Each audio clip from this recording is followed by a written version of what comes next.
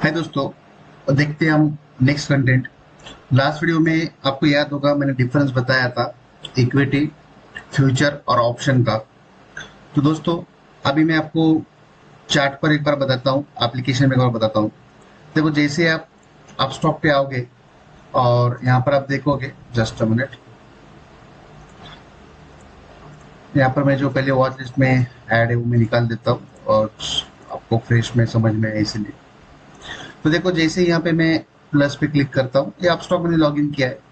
तो यहाँ पे मैं जब सर्च करता हूँ, हम एग्जांपल लेंगे रिलायंस का। जैसे जैसे यहाँ पे मैंने रिलायंस पे क्लिक किया तो आपको यहाँ पे दिख रहा है कैश। ठीक है, कैश का मतलब ये होता है कि नॉर्मल स्टॉक है ना, या इक्विटी। तो यहाँ पे आप देख रहे हो कि रिलायंस EQ आ रहा है ना। तो ये EQ मतलब क्या है, ये इक्विटी है। इसको मैं वॉच लिस्ट में ऐड करता हूँ। बाजू में आप देखोगे फ्यूचर लिखा हुआ है। तो यहाँ पे आपको दिख रहा है फ्यूचर 1 फ्यूचर 2। ठीक है, मतलब ये करंट मंथ का फ्यूचर है और ये नेक्स्ट मंथ का फ्यूचर है। इसको भी मैं ऐड करता हूँ। यहाँ पे ऑप्शन पे जब जब मैं आता हूँ, जस्ट मिनट, तो यहाँ पे मैं क्लिक करता हूँ रिलायंस। पहले कैश को हम ऐड कर लेते, ऑलरेडी ऐड ऐड हो चुका है यहाँ पे। ये रिलायंस इक्विटी और ये रिलायंस का फ्यूचर। बाकी का मैं थोड़ा रिमूव कर देता हूँ, आपको कंफ्यूज ना हो इसलिए।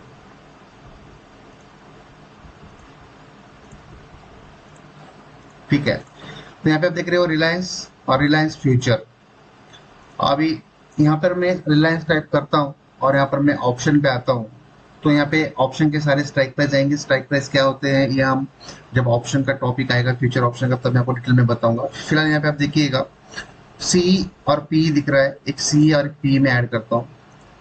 ठीक है, तो यहाँ पर आप देख पाओगे कि एक ही रिलायंस में तीन तरह की ट्रेडिंग होती है।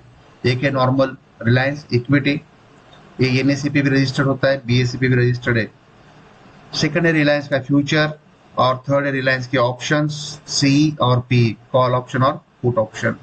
ठीक है, ये सी का मतलब होता है यूरोपियन कॉल ऑप्शन, पी का मतलब होता है यूरोपियन पुट ऑप्शन, जिसको हम डिटेल में आगे देखेंगे। तो इसके जो मेन डिफरेंसेस है ये आपको मैं आगे बताऊंगा। आपको अगर नॉर्मल रिलायंस पे ट्रेड करना है, नॉर्मल स्टॉक पे, तो अब यहाँ पर आप आइएगा, यहाँ पे आप क्लिक करिएगा, बाय या सेल आप कर सकते हो। इसका यहाँ पे आप चार्ट भी आप देख सकते हो। यहाँ पे आके आपको क्लिक करना है चार्ट्स। तो यहाँ पे आप इसका चार्ट आप यहाँ पे आप देख सकते हो। ठीक है, आपको अगर ट्रेडिंग करनी है फ्यूचर में तो फ्यूचर के चार्ट पे आप जाइएगा।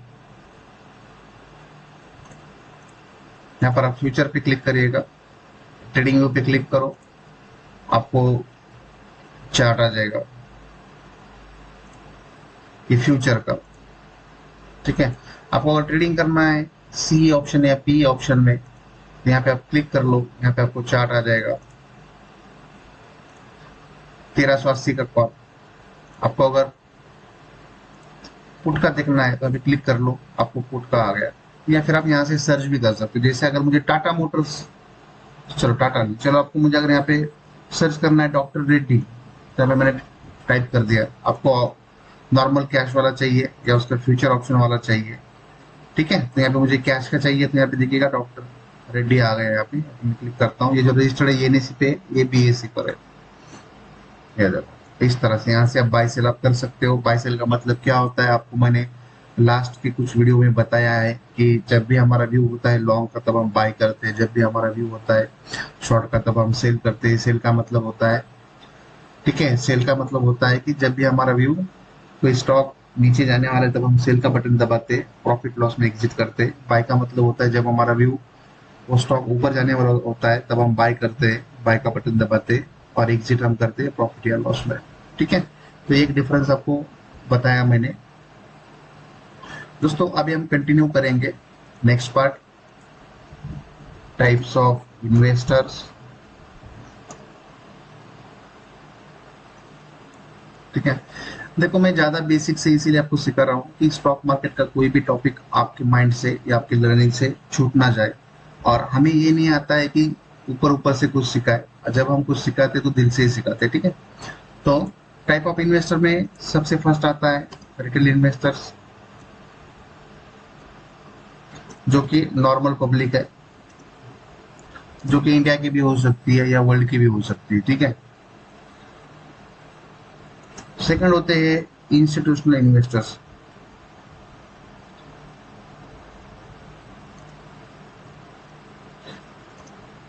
इसका मतलब ये होता है कि देखो, इंस्टीट्यूशनल का मतलब क्या होता है, बैंक्स हो गए, म्यूचुअल फंड्स कंपनीज हो गई, या फिर गवर्नमेंट हो गई। ये जो सारे ये इंस्टीट्यूशनल इन्वेस्टर्स है, मतलब पब्लिक का पैसा उनके पास रखा हुआ है, और वो पैसा स्टॉक मार्केट में ये लोग लगाते हैं। तो जो लोकल के, जो इंडिया के जो इंस्टीट्यूशनल इन्वेस्टर्स है, उसको हम डीआईआई बोलते हैं, डोमेस्टिक इंस्टीट्यूशनल इन्वेस्टर्स। और जो आउट ऑफ कंट्री के इंस्टीट्यूशनल इन्वेस्टर्स है, जो इंडिया में इन्वेस्टमेंट करते हैं, ट्रेडिंग करते हैं, उसको हम बोलते हैं एफआईआई, उसको हम बोलते हैं फॉरेन इंस्टीट्यूशनल इन्वेस्टर्स, ठीक है।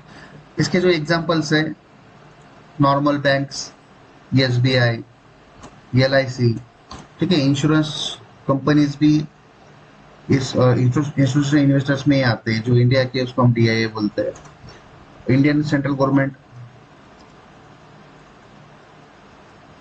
ठीक है। म्यूचुअल फंड्स, जैसे आपने सुना होगा, SBI mutual fund, HDFC mutual fund, Kotak mutual funds भी जो होते हैं ये डीआईआई होते हैं।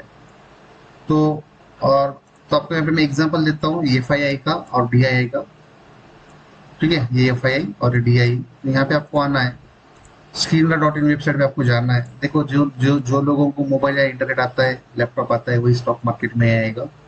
जिनको नहीं आता है उनका कोई काम नहीं है, क्योंकि ये टेक्निकल फील्ड है, और यहाँ पे आपको स्मार्ट रहना चाहिए, ठीक है। आपको अगर नहीं आता होगा कंप्यूटर चलाने, तो आप पहले कंप्यूटर का कोर्स करो, उसके बाद में ये कोर्स देखो। मुझे अगर किसी स्टॉक में अगर स्पेसिफिक देखना है कि कौन से स्टॉक में किसका कितना इन्वेस्टमेंट है, यहाँ पे आप कंपनी का नाम टाइप कर दो। यहाँ पे मैंने एग्जांपल लेता हूँ डॉक्टर रेड्डी का ही। यहाँ पर आप आइएगा इन्वेस्टर्स, तो यहाँ पे आप देखिएगा प्रोमोटर्स, ठीक है। तो प्रोमोटर का होल्डिंग कितना हम देखते हैं। प्रोमोटर में क्या है, देखो, GBP family trust, VSD family trust, APS. Promoters मतलब ये एक तरह के मालक होते हैं, ठीक है। तो इसके अंदर देखो, सतीश रेड्डी, कलम सतीश रेड्डी, ये दोनों पति, इसमें उनके कुछ फैमिली मेंबर्स होते हैं, या कुछ उनके जो फर्म्स होते हैं वो प्रोमोटर्स में है। तो इस कंपनी में 26% जो है प्रोमोटर्स है, ठीक है, लेटेस्ट डाटा के हिसाब से दिसंबर 2025 का। अभी मार्च 2026 चल रहा है। और एफआईएस में आप देखिएगा, government pension fund global, government of Singapore, government pension fund global. इस पे अगर मैं क्लिक करता हूँ, तो हम देखते हैं, यहाँ पे गूगल में टाइप करते हैं गवर्नमेंट पेंशन फंड ग्लोबल, किस कंट्री का, देखते हैं।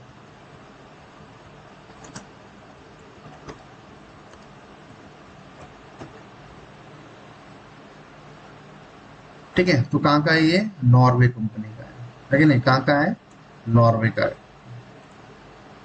तो इस तरह से आप यहाँ पे देख सकते हो। तो ये जो है हमने देखा एफआईआई से डीआई, इनका कितना इन्वेस्टमेंट है, 22.34। डीआई का कितना है, 30%। पब्लिक रिटेल ट्रेडर, इनका कितना है, 20%। डीआई के एग्जांपल हम देखते हैं, LIC India, ICICI prudential value discovery fund. तो जो भी आप फंड पैसा लगाते हो बैंक में या म्यूचुअल फंड में, वो स्टॉक्स में लगाते हैं, HDFC life insurance company, ICICI prudential, sensex index fund, ठीक है। और नॉर्मल पब्लिक, ठीक है। तो यहाँ पे आप देख रहे हो पब्लिक का कितना है, 20%, ठीक है। एक बात याद रखिएगा कि एक चीज है कि जिस स्टॉक में एफआईआई का जो इन्वेस्टमेंट है ये 20% से अगर ज्यादा है, तो वो स्टॉक थोड़ा अच्छा होता है, ऐसे माना जाता है। देखो, डीआईआई पे हम भरोसा कर सकते हैं, लेकिन डीआईआई हमारा लोकल का है, इनको कंट्री की जो इमेज है बचानी होती है, और गवर्नमेंट इनको बोलते हैं कि भाई कभी स्टॉक मार्केट गिर रहा है तो थोड़ा बाय कर लो, ठीक है। लेकिन एफआईआई जो है उनका पैसा वो सोच समझ के लगाते हैं इंडियन स्टॉक मार्केट में। जब भी उनको लगता है कि किसी कंट्री में या ग्लोबल में कुछ होने वाला है, किसी स्टॉक में मैनिपुलेशन होने वाला है, तो वो पैसा वहां से निकाल लेते हैं। तो हमको ये हर 3 महीने पे एफआईआई का एनालिसिस यहाँ पे करना चाहिए। एफआईआई देखो यहाँ पे कितना था पहले 27%, अभी कितना है 22%। तो एक बार मैं चार्ट पे आता हूँ डॉक्टर रेड्डी के,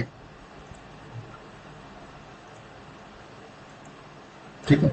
तो यहाँ पर आप देखिएगा,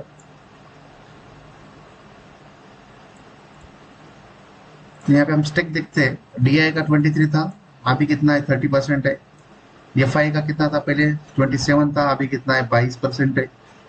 एफआई ने पैसा निकाला, डीआई ने डाला, इसीलिए स्टॉक जो है थोड़ा सस्टेन हो चुका है। तो कौन सा मंथ था हमने देखा यहाँ पे, मार्च 23, ठीक है, मार्च 23 से दिसंबर 25। तो यहाँ पे मार्च 23, ये मार्च मंथ यहाँ पे आप पकड़ लो 6 मार्च, और उसके बाद में अभी चल रहा है दिसंबर का लेटेस्ट का था, दिसंबर, ये दिसंबर, ठीक है। तो पैसा तो निकाला है एफआई ने, लेकिन डीआई की वजह से स्टॉक सस्टेन हो चुका है। तो इस तरह से आप देख सकते हो। और एक हम देखते हैं आरकॉम। अब आरकॉम का हम देखते हैं, देखो आरकॉम में प्रोमोटर का होल्डिंग कितना है 0.78, एफआई का कितना है 0.14। अभी इसका हम चार्ट देखते हैं आरकॉम का। क्या ये स्टॉक ऊपर से नीचे गिरा है? ये है देखो स्टॉक, यहाँ पे आप देखोगे स्टॉक कहां से कहां आ गया।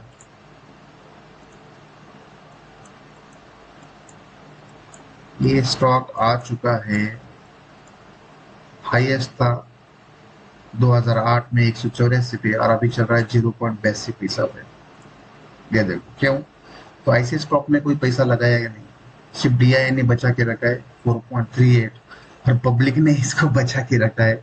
पब्लिक का इन्वेस्टमेंट है 93%, ठीक है। तो ये स्टॉक में कुछ है ही नहीं। आरको अनिल अंबानी का कंपनी है, ठीक है, आपको रिलायंस कैपिटल वगैरह, ठीक है, अनिल अंबानी का कंपनी है। अनिल अंबानी फंसे हुए हैं अभी फिलहाल, है ना, मतलब बैंक हो चुके हैं। तो एफआई को देख के भी आप नॉर्मल इन्वेस्टमेंट कर सकते हो, ठीक है। तो इनका सिर्फ 0.07% है, वो भी किसी का होगा, नाम भी नहीं आ रहा है, ठीक है। तो ये देखो स्टॉक वैसे गिर चुका है। यहाँ पे अगर डीआई ने इसको बाय बाय किया होता 4.40 है, अगर यहाँ पे डीआई का अगर आपको दिखता है यहाँ पे लेटेस्ट में 15-20%, तो स्टॉक का प्राइस आपको थोड़ा ऊपर दिखता है। अभी स्टॉक का प्राइस दिख रहा है आपको सिर्फ 0.82। अगर डीआई ने बाय किया हो तो कम से कम 2 रुपए 3 रुपए 4 रुपए तो आपको दिखता है, ठीक है। तो ये एफ आई डी आई होता है। एफ आई डी आई का डाटा आप डेली का देख सकते हो, किसी स्पेसिफिक स्टॉक का देख नहीं सकते हैं, लेकिन ओवरऑल मार्केट में उनका क्या है, आप daily F I I D I data का आप देख सकते हो। यहाँ पे आपको आना है, आप स्टॉक्स पे या गूगल में भी आप सर्च कर सकते हो। यहाँ पे आपको आना है, मोर पे क्लिक करो, F I D I data, तो ओवरऑल मार्केट का आपको दिखाई देगा। तो आज होली है, 3 तारीख का छुट्टी है, तो कल का आपको दिखेगा 2 मार्च का। यहाँ पे आप देखो एफ आई आई ने 3,295 करोड़ निकाले है, माइनस में आपको दिख रहा है -3295।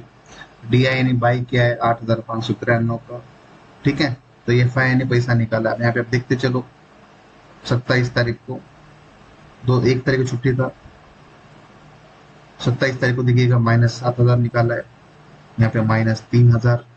इस तरह से ये पैसा निकाला है। तो ऐसे माना जाता है कि ओवरऑल स्टॉक मार्केट में इंडिया के एफ आई अगर 4-5 दिन कंटिन्यू अगर पैसा लगाता है तो उसके बाद मार्केट ऊपर जाता है, ओवरऑल निफ्टी, ठीक है। अगर कंटिन्यू अगर पैसा निकाल रहा है तो मार्केट नीचे आता है, या फिर आने वाले समय में कुछ गलत होने वाला है या कुछ नेगेटिव इम्पैक्ट होने वाला है, इसलिए एफ आई पैसा निकाल रहा है, ऐसे हम मानते हैं, ठीक है दोस्तों। तो अभी नेक्स्ट हम देखते हैं टाइप्स ऑफ एनालिसिस, ठीक है। 2 तरह के एनालिसिस होते हैं, पहला होता है फंडामेंटल और सेकेंडली होता है टेक्निकल। फंडामेंटल एनालिसिस में कंपनी का अकाउंटिंग और फाइनेंशियल और मैनेजमेंट, ये चीजें आती है। तो जो लोग लॉन्ग टर्म इन्वेस्टमेंट करना चाहते हैं उनके लिए ये फंडामेंटल एनालिसिस काम में आता है। जैसे आप यहाँ पे देखते हो, यहाँ पे आपको जो चीजें दिखाई दे रही है,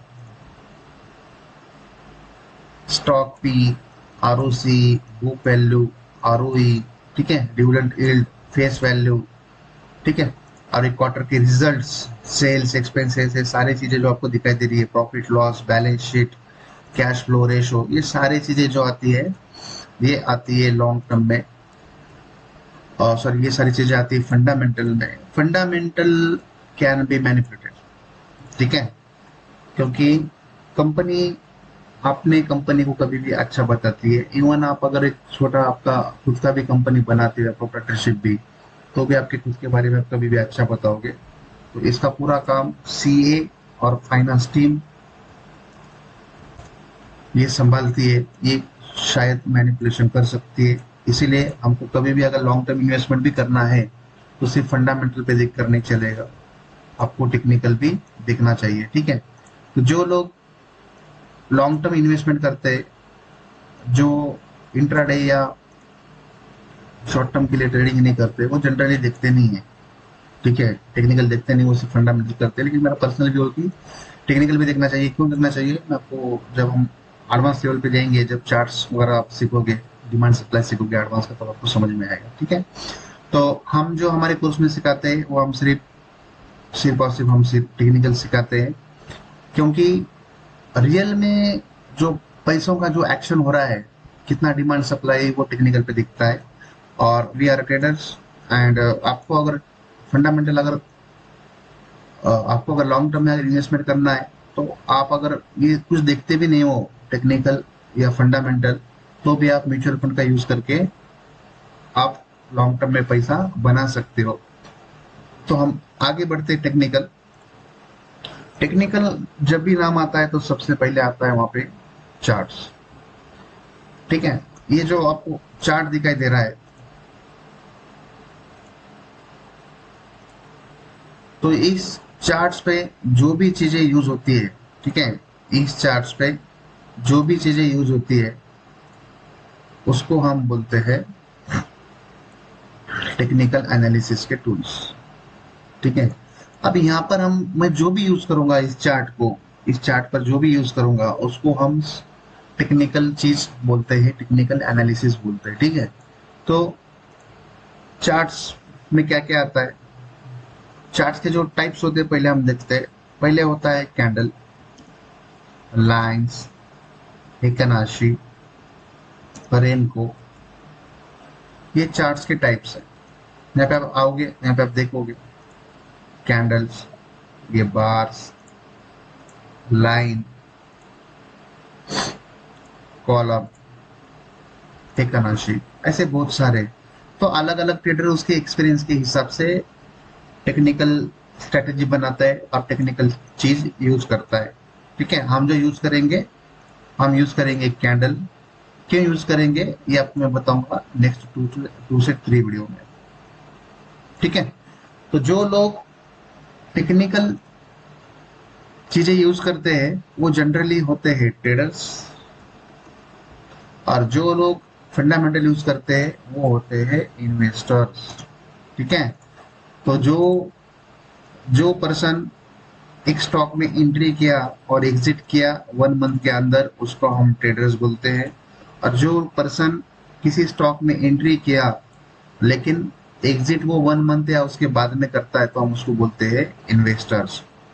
याद रखिएगा, जब भी आप स्टॉक मार्केट में आते हो, आप अगर ट्रेडर बने तो लाइफ टाइम आप ट्रेडर ही रहोगे, आप अगर इन्वेस्टर बने तो लाइफ टाइम इन्वेस्टर ही रहोगे। कौन सा अच्छा है ये आपको मैं बता नहीं पाऊंगा, लेकिन आप आपके फैमिली रिस्क और सारी आपकी इनकम देखकर आप दोनों में से कुछ भी आप बन सकते हो, ठीक है। तो जब कोर्स पूरा होगा तो तब आप समझ पाओगे कि आपके लिए क्या अच्छा है, इन्वेस्टमेंट अच्छा है या ट्रेडर अच्छा है, ठीक है। तो ये था दोस्तों टाइप्स ऑफ एनालिसिस का, हमने देखा एनालिसिस क्या होता है। अगले पार्ट में हम देखेंगे टेक्निकल एनालिसिस, हम स्टार्ट करते हैं डीप में। और लाइव मार्केट का मैं आपको एक वीडियो डालूंगा कि स्टॉक को कैसे बाय और एग्जिट करते हैं, सेल और एग्जिट करते हैं, और आप स्टॉक का आपको ओवरव्यू बताऊंगा लाइव मार्केट में रिकॉर्ड करके, ठीक है। तो फिलहाल मैं आपको डेस्कटॉप का बताता हूँ, और बाद में जैसे मुझे समय मिलता है मैं आपको मोबाइल का बताऊंगा, ठीक है, मोबाइल एप्लीकेशन का आपको बताऊंगा। आपको दिल से रिक्वेस्ट है दोस्तों कि हमारे चैनल को आप सब्सक्राइब करो और अपने चैनल का लिंक आप फ्रेंड को भी शेयर करो। Thank you so much.